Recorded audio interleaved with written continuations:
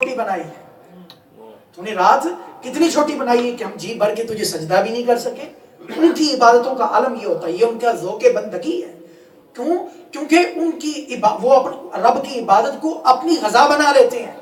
जिस तरह बंदा एक गज़ा के बगैर जी नहीं सकता, खाने के बगैर बंदा जी नहीं सकता, ये इबादत, रब की इबादत करना, रब की बारगाह में सजदे करना, ये उनकी गज़ा बन जाता है, उनका खाना बन जाता है। इसके बगैर वो जी नहीं सकते।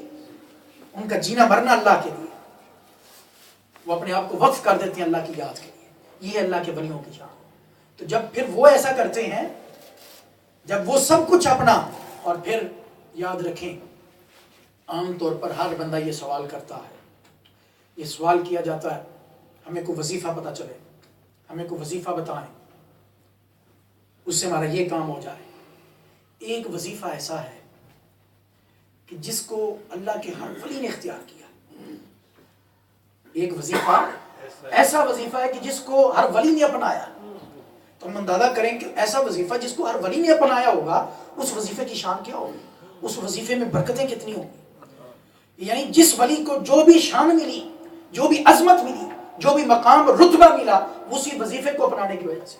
और वो वजीफा ऐसा वजीफा है कि कोई वली ऐसा नहीं जिसने उसको इख्तियार ना किया हो, हर वली ने उस वजीफे को इख्तियार किया। वो वजीफा है क्या? वो अल्लाह और उसके रसूल को राजी करना।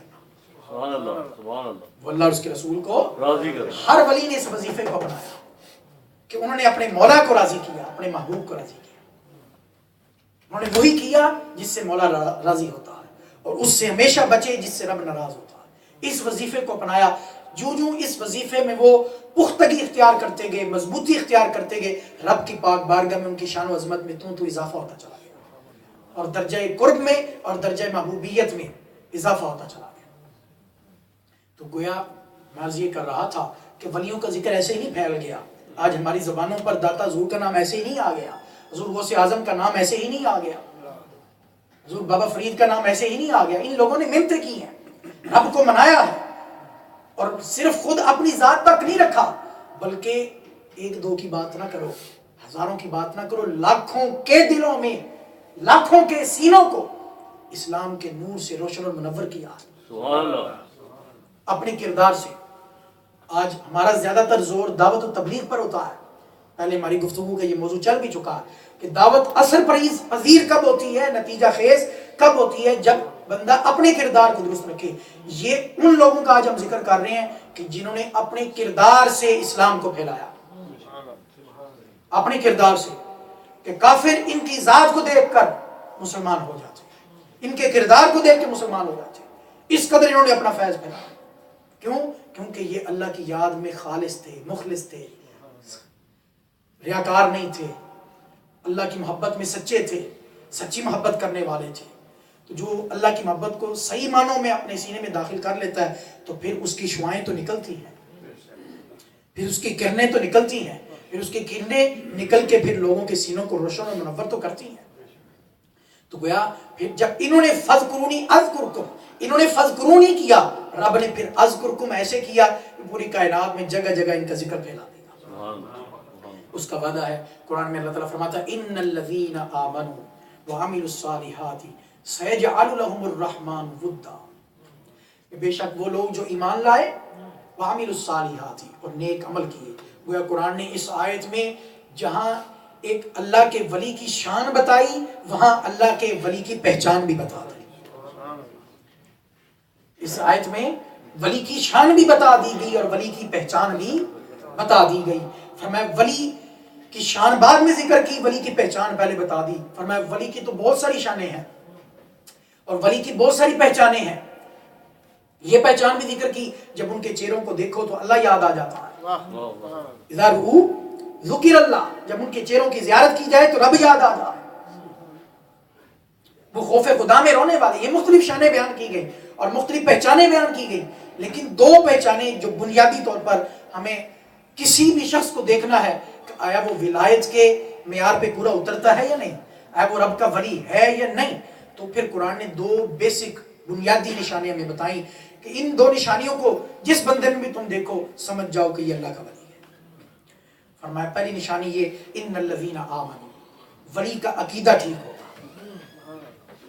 ولی کا وہ عقیدے کے اعتبار سے درجہ کمال پر فائز ہوگا، اس کے نظریات ٹھیک ہوں گے، اسلام کے بارے میں، بانی اسلام کے بارے میں، اللہ رسول کے بارے میں، تمام چیزوں کے بارے میں اس کے نظریات ٹھیک ہوں گے، عقیدہ درست ہوگا، عقیدہ صحیح ہوگا، وَعَمِلُ الصَّالِحَاتِ، اور اس کا عمل بھی ٹھیک ہوگا، اس کا عمل بھی یعنی دوسرے لفظوں میں یوں کہہ لیں، بد عقیدہ ولی نہیں ہو سکتا۔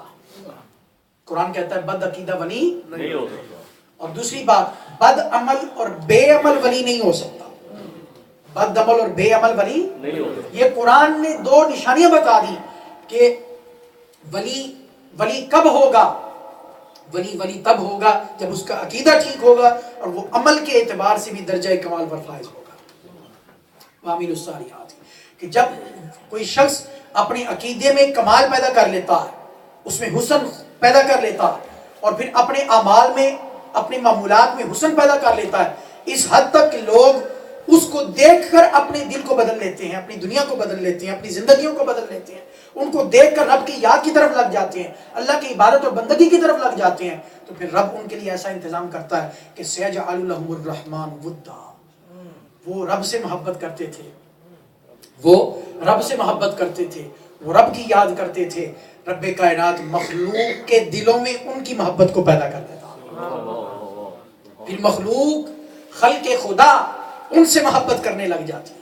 سَيَجْعَلُ لَهُمُ الرَّحْمَنُ وُدًّا، یہ الفاظ قرآنیہ ہیں، سورہ مریم کا آخری رکوع 16واں پارہ، فرمایا سَيَجْعَلُ لَهُمُ الرَّحْمَنُ وُدًّا، پھر اللہ تعالیٰ ان کے لیے خود جو ہے وہ محبت پیدا کر دیتا، مخلوق کے سینوں میں، مخلوق کے دلوں میں ان کے لیے محبت پیدا کر دیتا۔ کس انداز سے؟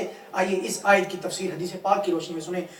آقا علیہ الصلوۃ والسلام نے فرمایا ان اللہ اذا احب عبدا دعا جبریل علیہ السلام، کہ جب اللہ کسی بندے سے محبت کرنے لگ جاتا ہے، جب کوئی بندہ رب کو منا کر، رب کو راضی کر کے درجہ ولایت پا لیتا ہے اور رب کی پاک بارگاہ میں درجہ محبوبیت پا لیتا ہے، درجہ قرب پا لیتا ہے، تو رب کائنات پھر کیا انتظام فرماتا ہے؟ دعا جبریل، رب فرشتوں کے سردار کو، سید الملائکہ، روح الامین، جبریل امین علیہ السلام کو بلاتا اور بلا کے فرماتا ہے فقال انی احب فلانا، میرا وہ فلاں بندہ جس نے مجھے راضی کر لیا، جس نے مجھے منا لیا، جو دن رات میری یاد میں رہتا ہے، جو دن رات اللہ اللہ کرتا رہتا ہے، میں اس سے بہت محبت کرتا ہوں۔